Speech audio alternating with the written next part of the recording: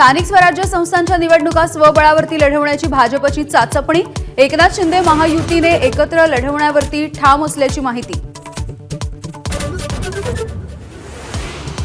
चंद्रशेखर बावनकुळेंच्या घरी धनंजय मुंडे आणि सुरेश धस यांची भेट। मतभेदांमुळे दोन जातींमध्ये वितुष्ट निर्माण होऊ नये याकरता बावनकुळेंनी मध्यस्थी केल्याची सूत्रांची माहिती।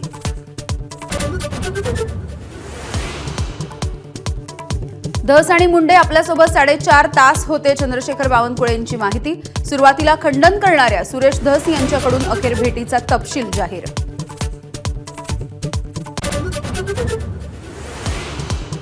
संतोष देशमुख हत्या प्रकरणामधील एकही आरोपी सुटल्यास टोकाचं पाऊल उचलणार धनंजय देशमुखांचा सरकारला थेट इशारा। तर सर्व आरोपींना फाशी होईपर्यंत लढा थांबणार नाही, धनंजय देशमुख यांच्याकडून स्पष्ट।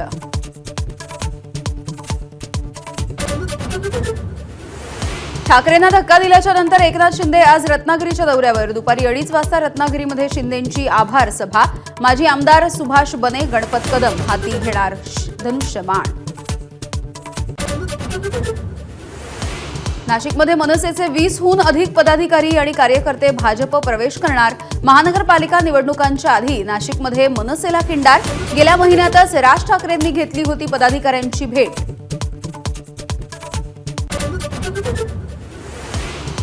एकनाथ शिंदेंच्या ठाण्यामध्ये गणेश नाईक घेणार जनता दरबार। 24 फेब्रुवारीला ठाणेकरांच्या समस्या आणि तक्रारी सुद्धा ऐकणार। भाजप पक्ष वाढीवरती सुद्धा नाईक लक्ष देणार।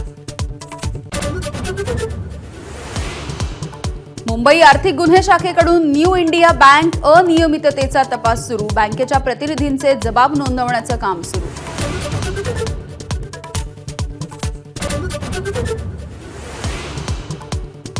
आजपासून सीबीएसई बोर्डाच्या 10वी आणि 12वीच्या परीक्षा। 44 लाख विद्यार्थी परीक्षेला बसणार।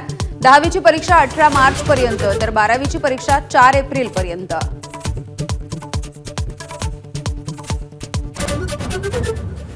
शनी शिंगणापूरमध्ये शनिदेवाला ब्रँडेड तेलानंच अभिषेक करावा लागणार। भेसळीच्या तेलामुळे शिळेची झीज होत असल्याचं उघड। 1 मार्च पासून निर्णय लागू। दिल्लीत सत्ता स्थापनेच्या हालचालींना वेग। मुख्यमंत्र्यांच्या नावावरती आज मोहर उमटण्याची शक्यता। तर 19 तारखेला नवीन सरकारच्या शपथविधीची शक्यता।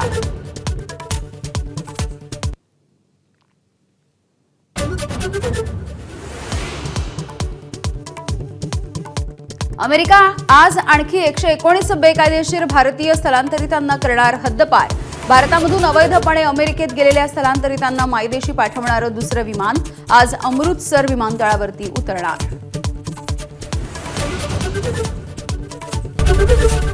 एबीपी माझा, उघडा डोळे बघा नीट।